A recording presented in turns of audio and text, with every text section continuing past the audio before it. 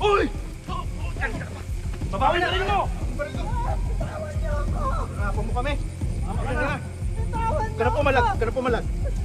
Gusto mo? Ka na pumalag. Tara na rito. Bitawan niyo ako! Ka na pumalag mo na. Ano ba kayo? Anong gagawin niyo? Pumalag. Hulihin niyo siya! Siya nagtangka sa buhay ko! Teka! Wala ho akong ginagawa masama! Ano wala? Siya ho lumusob sa bahay ko! Maniwala kayo sa akin! Hindi totoo yan! Nagpapalusot ka pa. Sa tingin mo maniniwala kami sa sinasabi mo? Sumama ka na lang sa presinto. Ito ang sinasabi ko! Ayan! Halika dito. Sumama ka na. Dalhin niyo na yan! Sandali lang ho! Sumama ka na. Sandali!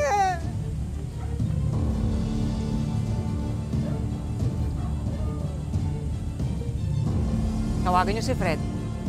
Sabihin niyo, i-demolish tong lugar na to. Pagbatikas ang ulo, sunugin ko kinakailangan.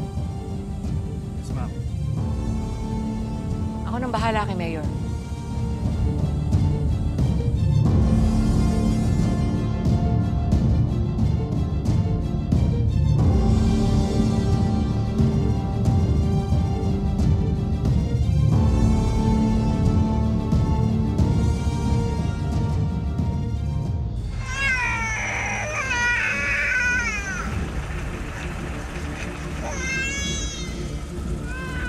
I promise you, little girl,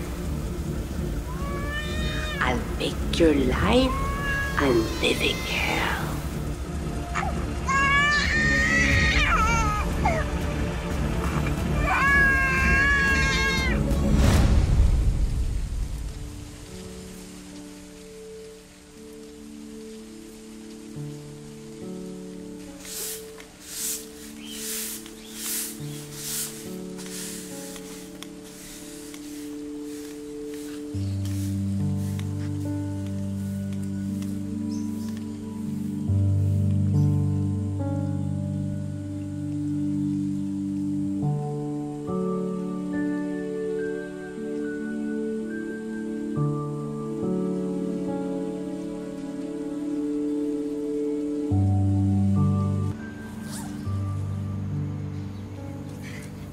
Sa wakas, nakalabas na din tayo.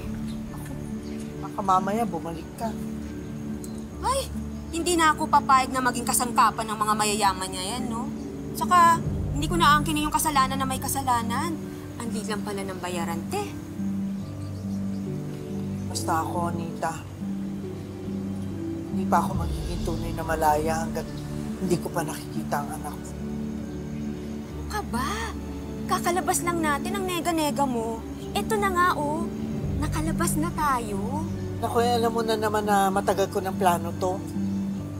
Basta, kailangan mahanap ko ang anak ko. Tapos babangon ako. Sisingilin ko ang lahat ng taong may utang sa akin.